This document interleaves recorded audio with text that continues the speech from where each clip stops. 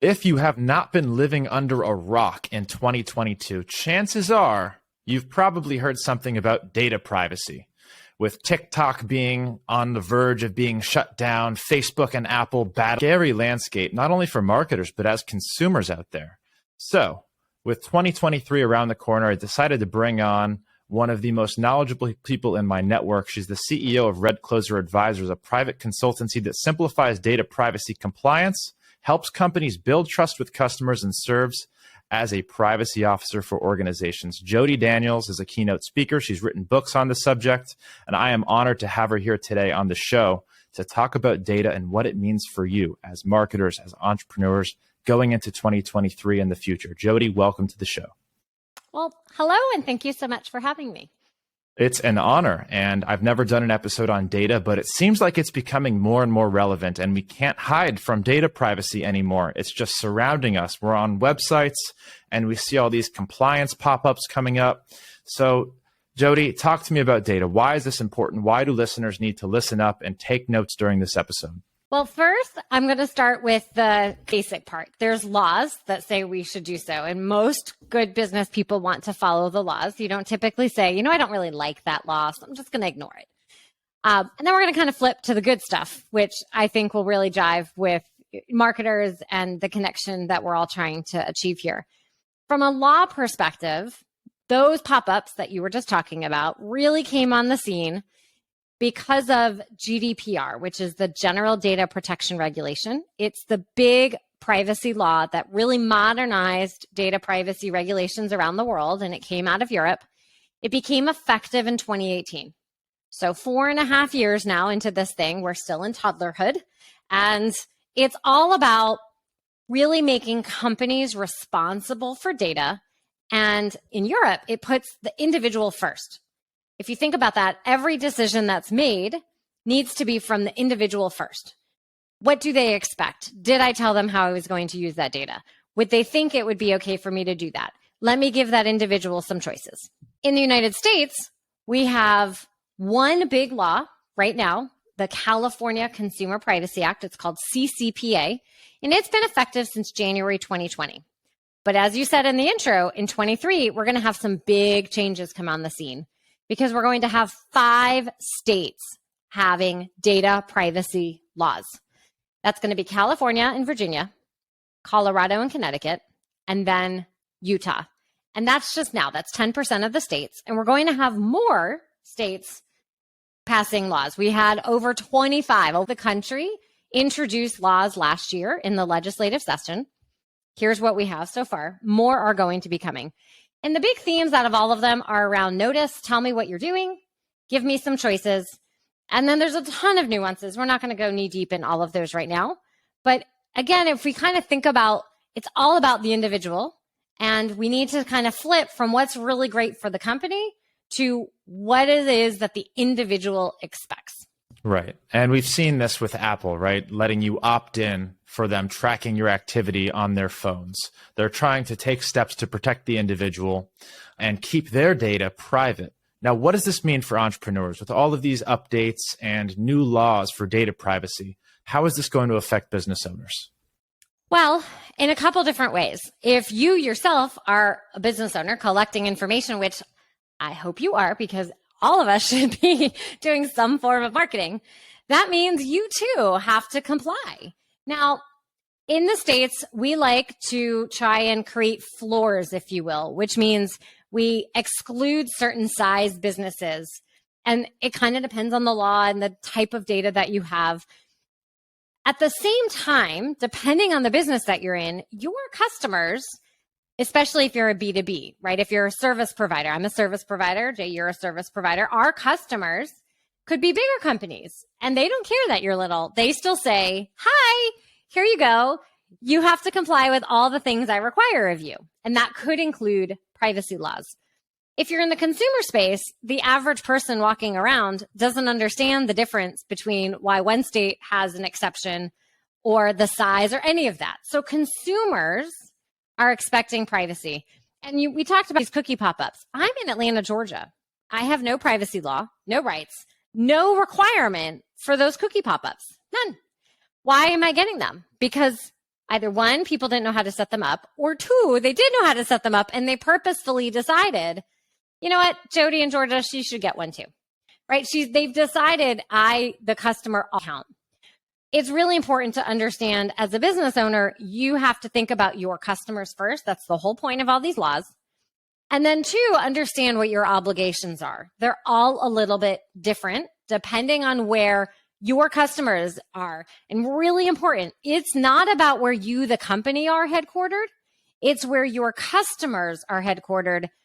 And also depending, I didn't say that right, not where your customers are headquartered, where your customers reside.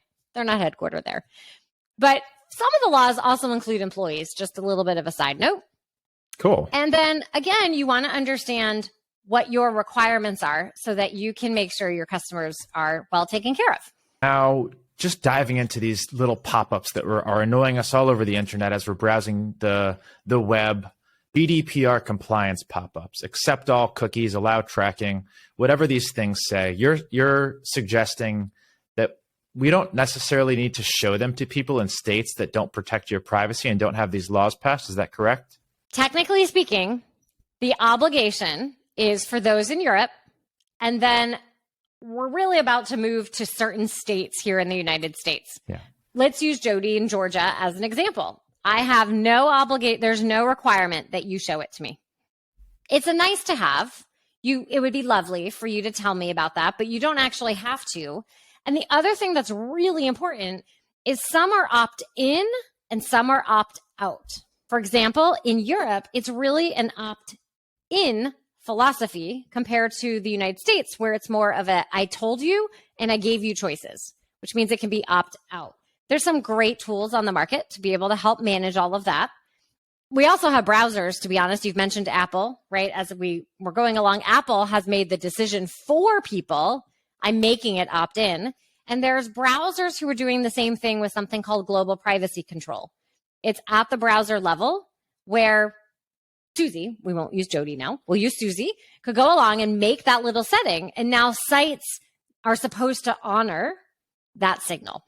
Now, I'm wondering how these applications work that show you these compliance pop-ups, let you accept or decline. I usually just accept because I'm one of those people that live by the philosophy that they don't need my data. They're not going to do anything with my data. All the data I'm providing to them is making my app more personalized, which I like. A lot of people are worried about that. They have their own philosophy. That's fine. They don't want to be tracked. They don't want anyone to have their data. But when I click on OK on these pop-ups, what is happening? When I click on decline, what is happening in that case? Is it automatically turning off the cookie tracking? What's going on? It's on how the cookie banner was set up. If it's set up properly, the way it's supposed to work is let's choose decline. I came to the site, I hit decline, and let's make us in Europe so that everyone understands the way it's supposed to work. What should happen is no cookies that are advertising and analytics cookies. We'll use those as examples, which are like optional cookies. None of those should fire until I hit accept. In this instance, if I hit decline, that means no advertising and analytics cookies can fire. None. I just can keep browsing the site and doing what I'm supposed to and move along. Now, if I come in and I say, I'm okay with advertising cookies, that's okay. And I hit accept. At that point is when a cookie drops that says it's okay to have those cookies. And now all those cookies are there until I choose to clear my cookies or the site decides a certain period of time it wants to get that consent again. And it will ask it. It's not really a once for every several years kind of thing. There's different settings. Typically, it's 6 months. I've seen as far as a year. Some companies even do 30 days, and they're refreshing that consent. In the United States, like I said, it can be a little bit different, which means I could drop the cookies. Then when I hit decline, then the cookie drops that says, oh no, she doesn't want any more cookies. Stop the cookies. Which means all future cookies say no more cookies. And the same, it kind of happens on the accept side. There's a new monkey wrench into these pop-ups that we're going to start seeing really significantly from California's perspective. And California has a really big focus on the concept of sale of data. And you might be saying, well, I didn't sell any data when I just have advertising and analytics cookies. And short version, the state of California would disagree. Anyone listening, if you have ever heard of the store Sephora was the first company to have a enforcement action under the California law. It was back in August of 2022, and they settled for a $1.5 million fine. And what happened is they didn't do all the things they were supposed to related to the sale of data as it relates to advertising and analytics cookies. So what does this mean? On your cookie banners, you're going to see accept and decline, as well as do not sell my personal information. Because the philosophy is if I gave the third party, let's pick your favorite social media platform, I said, yes, that cookie can drop. You, the company, get the wonderful benefit of all the advertising, or your clients do. And then the social media company also gets that data and uses it for the betterment of their whole algorithm. And that is the concept of sale of data. They also are getting that data for their own use. And the state of California says, if you're going to do that, you have to tell me and you have to let me opt out. Interesting. So it seems like from an entrepreneur's perspective, with my own website, I'm an agency, I'm doing marketing, I'm collecting plenty of cookies for our advertising, that the smartest thing for me to do right now is to install one of these compliance banners and only deliver it to people in Europe. And then hopefully there's a software smart enough to adapt to current laws and show it to who it needs to be shown to. But if you give the person a choice to opt out, a lot of times they're going to opt out if they're shown that banner. As a business owner yourself, what is your current practice? Are you currently showing this to everybody and giving them the choice to be tracked or not? Because it's directly beneficial to you to not give them that choice. So how do you battle with that? I do have the banner for everybody, and I will offer that the number of people who opt out, because remember in the States, you can drop the cookies and then someone has to actually opt out. The majority of people don't. So people, I have found, actually have one banner for the EU and one banner for the US and do offer it to everybody. Of kind of the way we started a couple years ago, where it was only to certain people. And they have found that it doesn't really impact it too significantly. I actually think what's going to have a greater impact, as opposed to the cookie banners, really is going to be global privacy control. And that more and more people are going to become accustomed to, I can go to the browser to be able to do that. Mm-hmm. And you'll probably have some browser extension that'll come up and make it super easy for people. I actually think that will have a greater impact in the long run than the actual cookie banners we have. And there's absolutely software on the market today that will easily allow you to have one banner for Jodi in France, one for Jodi in Italy, one for Jodi in Germany, one for Jodi in the United States, if you wanted it to be that granular, or you can make one for everybody. There's software that's very reasonable, I think, and has all the capabilities and functionality within it. And it's that software's job as new laws come along to figure it out. Now, I'll be honest, as an entrepreneur, it sounds complicated. It sounds like something that I probably don't want to set up to, slow down my site and lose tracking of people. What is the risk for not doing something like this? Are they actually going after people, fining them? Maybe they're throwing them in jail. What is the risk as an entrepreneur? So probably not jail, which is a good thing. I have to be honest. I kind of think we should put people in jail for like really heinous crimes as opposed to just cookies. So what can happen? A couple things. They can fine, and it kind of depends on the region you are in. In Europe, they're very happy to fine. In the United States, they're also kind of happy to fine. But some are also a little bit more, we're going to give you a warning and want you to fix it. But here's the thing, especially about cookie banners, and it ties to the why people need to care, because cookie banners are something that people see from the outside. And the average person doesn't have a clue about what we're talking about unless they've listened to this really great episode, which everybody should. But the reality is they're not, which means no one knows the difference of why I should have one and why I don't. When they go to all the other sites and there's a cookie banner, and they go to your site and there isn't one, they're going to wonder, what's wrong with this site? Why doesn't this site care about my privacy like that site did over there? This is especially true if you're trying to compete with a much bigger brand, and maybe they're required to do all these things and they're doing it, or it's just a bigger brand and that's the choice that they've made.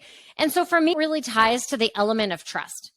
what we're trying to do when we have someone come to our site is we're trying to convert them, read something, sign up for something, buy something, right? Engage with them somehow, keep them here, get them to believe that our product is amazing. Well, that's the same in privacy. We want them to give us their data and believe that this is a safe place for them to be, to engage, to connect. And that element of trust could be missing if you're the site that doesn't do what everybody else is doing. And I don't always believe just do what everybody else does, I assure you. However, in this instance, I have found that the people who put the banners up, it really is that first element of trust. It's also one from a regulator perspective. It's really easy to see you are or aren't complying. And it's that first layer to someone. And so they don't see it. It's actually more of a question. They're going to say, well, that's interesting. How come everyone else does, but not these people? What are they hiding? And that, I think, is really the movement that we're going towards. Yeah, it's interesting that you say that. 6 months ago, I probably would have disagreed and maybe argued the opposite. When I used to see these banners, I thought, my God, this site is trying to get my data and they're tracking me and they're going to do things with it.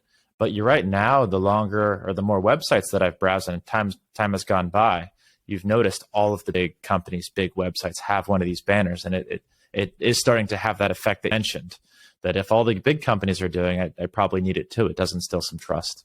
Very cool. Yes. Now, it's really important, though, don't just copy the big people, because what they're doing and what you're doing are not the same. And I have talked to some e-commerce companies, especially, who they were small Shopify sites and they wanted to do what the big Shopify sites were doing. And they would just copy word for word what they were doing. And it wasn't relevant. So that can actually harm you if you say you're doing one thing and you're not. That's not a good idea. So don't do word for word. Make sure you understand what it is that's actually happening in your world and apply it for what you need. Right. And same thing can be said of like terms of service, privacy notices. I feel like a lot of people just go to big companies and just copy and paste theirs into their own and switch the company name. It is not all relevant. There's really great services. No, we don't want to do that. Glad we're on the same page there. Awesome. Let's talk a little bit about what companies can do to actually get that banner. Do you have any recommended solutions, softwares, companies for people who are listening to this and they say, my God, I need one of these banners right now. How do I get this high quality for the lowest possible price? Where do they go? Sure. The two that I would recommend are Cookie Pro. It's owned by a company called OneTrust, but the Cookie Pro brand is more of a self-service. And OneTrust is really the leader in the space. We happen to use them significantly on all of our clients. But again, they have kind of this more DIY option called Cookie Pro. There's also a human option if you prefer like going through the, official sales cycle. And then another one that a number of companies have used successfully is called Osano, Osano. Those would really be the two that I'd recommend. They're both pretty easy, self-service. It's really just technology to be able to download. If anyone listening is not the person who manages your site, then whoever is a developer can do it. Okay, very good. So to move on to kind of the next topic, and that's as companies are collecting less data, people are using Apple, they're opting out of all of the cookie tracking. How is it that marketers, that social media companies and advertisers are going to adapt to reach a more personalized level of marketing? What are they going to do if not cookies? Well, we're going to go back, I feel like, to the good old days where we had, email's still here, and it's all going to be about the right kind of email for your customer. And direct mail is still here, well and alive, as well as the content, whether that's video, social, podcast, webinars, right? Whatever the content is, it's going to be understanding your customers' needs and finding the way to do that, as opposed to letting technology try and be in the way and measure based on your 5 clicks, then you must like these 4 things and I'm going to give you an ad. Or actually you just clicked once on the party napkins that you needed and Amazon's still sending it to me 3 months later. That is a true story. So it's about really connecting. And, if you think about, if you send one email blast to everybody, that's a hope that everyone needs the same email. If you sell something that could maybe be segmented across different industries, could you have one that's the e-commerce industry, one that's the technology industry? If you sell clothes, is there women, men, and kids? The more you engage with people, then you're going to be able to ask them for the information and gain a personalized experience. About 2/3 of people don't trust all the online advertising today and feel like there should be greater regulation. And at the same time, 34% of people actually want personalized ads. Now, that's pretty low, in my opinion. And why is that low? It's because they don't trust what's actually happening with that data. At the same time, everyone wants something that is valuable to them. They want it to feel personalized. They want it to be a usefulness. If we're all going to be competing for the email box, then it has got to be a really strong subject line, really great content. If you're competing for anything where there's a visual representation, it has to be really strong creative that calls the attention to somebody. And this is where I think the more you can gain the trust of I gave you something valuable, then the more I'm going to come back. And that's when you slowly can start asking people for information. Let me tell you what not to do. I seem to visit coffee shops in other cities that all use the same payment provider. When I've swiped my card, magically they have my email and put me into their sequence. And often the very first thing they're asking me for is my birth date. We just got to know each other. I mean, they don't know that I'm not in their city and ever coming back here. But even if I was, I haven't had your coffee. This is the first time potentially I've had your coffee. I don't know if I'm ready to do that. It's like dating. You don't give away all the information at the beginning. You have to build a relationship. And the same is true with data. You have to earn the trust, and then I'm going to give you more data, which allows for more segmentation, which allows for better emails, better creative, better direct mail, better everything else. But it starts, in my opinion, with data and trust. I agree. I think trust is probably the trigger word there. And especially how politicized all of the social media platforms and stuff has become. I think we've lost a lot of trust in some of these platforms, what they're going to do with our data. I know TikTok right now is being banned on government devices, or it's in a proposal to. There's a lot of talk about it being banned in the US in general. So I'd love to have a short chat on kind of the point of view when it comes to data, the different polls that people argue from, which is like TikTok should be banned versus someone like me who's saying, they're not going to use my data for anything malicious. I'm not doing anything illegal at any point. I know what they're using my data for, especially when it comes to advertising, because I collect data. I want to be served more personalized ads. I want a free coffee on my birthday. I will give them my birthday before I give Amber my email address because I don't want them to annoy me particularly. So what is your stance on data? Do you think it is something that should be protected? In what case? And how can you give it to a company, give it to a social media platform in a way that makes someone feel a little bit more safe? We're in the situation we're in because companies have violated. They haven't kept up their pledge to keep data safe, or they didn't even make a pledge and they just used it in ways that people didn't trust. Let's talk about some of the ways. What did they do? Facebook just settled a hundreds of millions of dollars suit with Cambridge Analytica in the last week. Mm-hmm. For those that don't know, Cambridge Analytica was a third-party company in the UK. Facebook took data, sold it to Cambridge Analytica. Cambridge Analytica then used it for political campaigns, not just in the United States, but globally.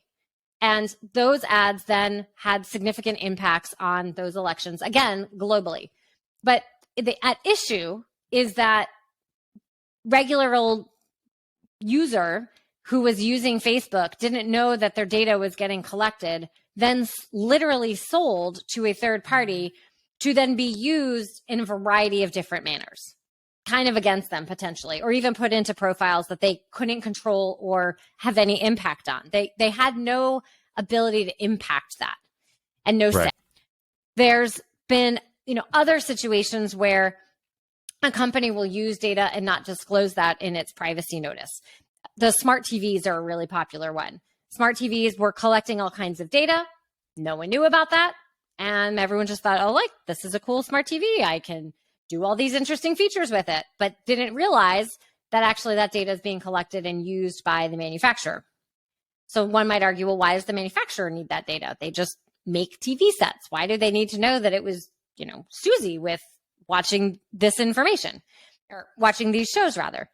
And so those are just a couple examples of companies using information in ways that people didn't expect. If we look at TikTok, the challenge with TikTok is a very interesting geopolitical challenge Because while some of that data is being used from an advertising standpoint, the real concern and why it's being banned is because of it being owned by a Chinese government who said that it wasn't having access to the data.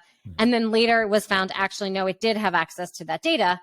And if we think about the Chinese-US relations over decades of time, it's always been about China trying to take information from the US for its own benefit in a variety of different industries and ways. And from a national security standpoint, do you want another foreign country who has been known of how it utilizes that data to surveil its society to have access to the information of what you're doing? And that is the reason why it is getting banned.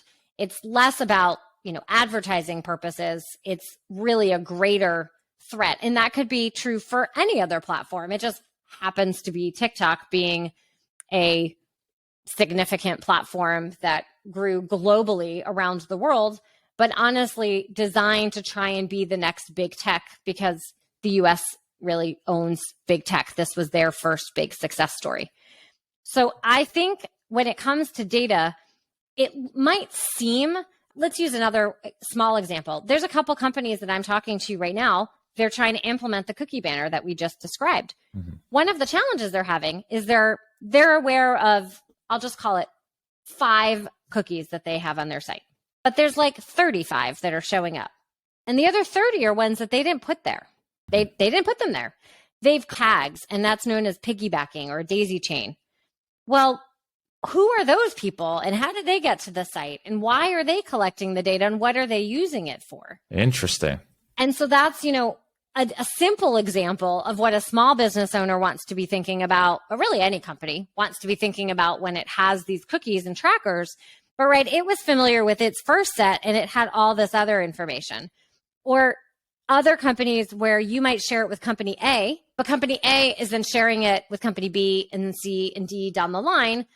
Your data is now being collated into a profile, and kind of similar to the Cambridge Analytica situation, but with a different company. You've been tagged as Jodi wearing a blue shirt and brown hair and whatever, or maybe I'm a mom or I drive a certain kind of car or whatever about me. That information is getting created into a profile. I have no say in the matter. I don't know how I can control any of that. And that is where the challenge is when it comes to data.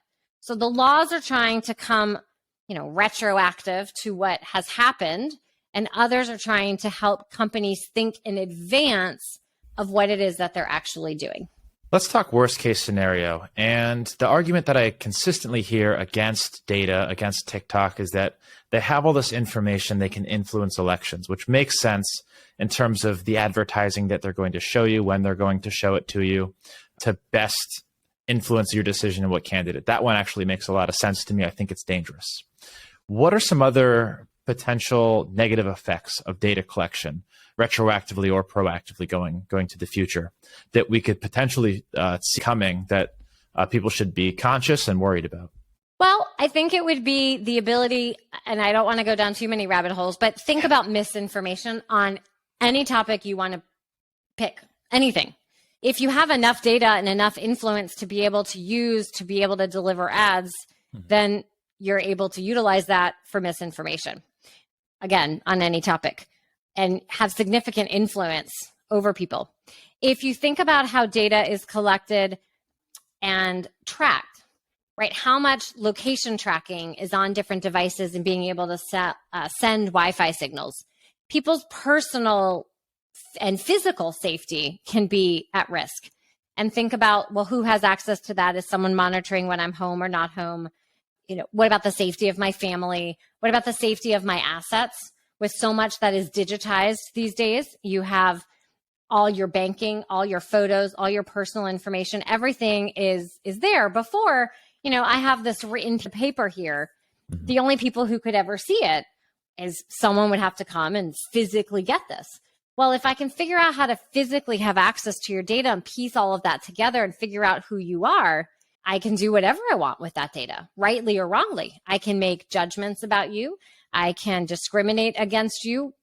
There's a variety of laws that will attempt to not do that. But think about how AI can be used in that capacity. or how profiles are created. And you might buy an advertising segment against a certain group of people, or even just direct mail. The direct mail industry, you want to go and send direct mail, then every time you share data, that direct mail warehouse uses company A's database. Now it has company A, B, and C, and it just grows to a massive size database. Well, it puts analytics on it, and it figures all that out. Someone comes along and wants to buy and send whatever piece of information, someone might say, well, it's just shoes. Okay. Someone else might have a different campaign that isn't just shoes, that really wants to manipulate someone's opinion on any topic. And that is how I think you start to really kind of question the safety of data, but you have the physical safety. And again, you just have what's private and not. If someone was outside following you as you went every day, you went to Starbucks and what you ordered, you dropped off your kids at whatever daycare or school, you went to whatever gym, where you worked, which parking spot you were in, what you ordered for lunch, what you ordered online, right? Or everything. And they're just standing behind you with a little notebook, taking notes of everything. At the first coffee shop, you probably would turn around and say, what are you doing? Right. Be like, sell me something. But that's exactly. Got to collect data. Where's the advertising? Right. That's exactly what happens online. Understand, I came to this from marketing. Yeah. I completely understand and I'm a business person, right? I want to be able to have data to be able to market. But that's where the boundary is, right? Where's okay just because it's digital and I can't see it? Would you let the person behind you physically take all those notes? What would you be okay with and what would you not be okay with? So from a data perspective, is there any specific data point that you think people, consumers, should keep private, should not share? I think that's really personal. You know, you mentioned email and phone. I know a lot of people who don't use their email and phone and all the time. And then there's other people, myself included, like making multiple phone numbers and emails is complicated. And so I'm kind of okay with that part, but other people aren't. Really big one, you know, full birth date. You don't need my year. So I think that one is a big one because that's a lot of information that you can collect. Social, my favorite one is any form that asks for social really almost never needs it unless it's truly a fancy government form or life insurance that you can't make it through. But any old doctor's office often doesn't need the social security number. They just haven't updated their forms in 20 years.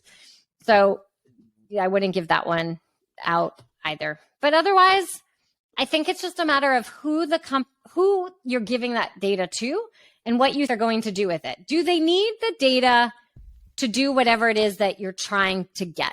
How much do you need for me to buy my item? Or how much do you need for me to give me my white paper? Right? What's the reasonable exchange in that scenario? As a company, I don't think all fields should be required because then what happens? You just give pretend information.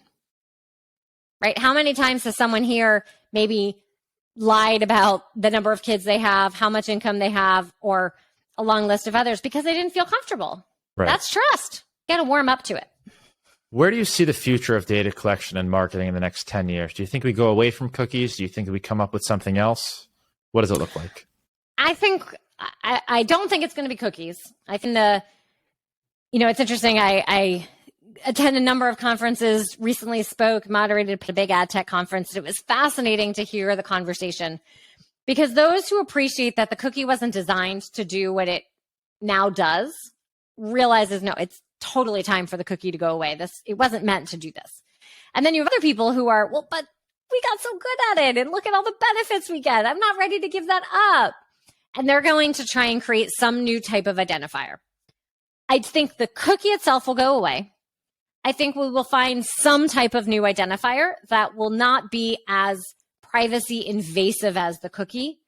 And, maybe from like company A to company B, and as it kind of hops through the data, it'll lose the ability to really connect, but still have the ability to do its job.